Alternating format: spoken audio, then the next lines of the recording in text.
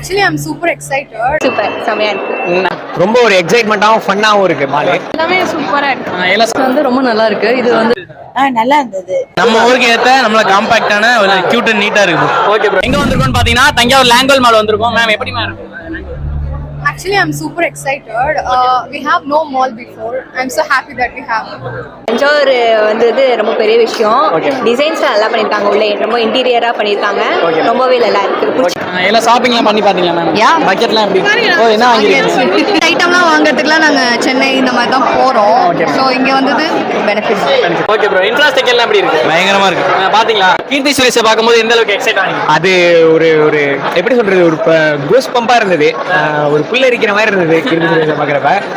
திடீர் தஞ்சாவூர்ல இந்த மாதிரி மால் வந்தது வந்து கண்டிப்பா வரவேற்கத்தக்கது. நிறைய டிஃப்ரெண்ட் ஷாப்ஸ்லாம் இருக்கு. இப்போ சுத்தி பார்த்துட்டு இருக்கோம். நம்ம ஊர் மால் அது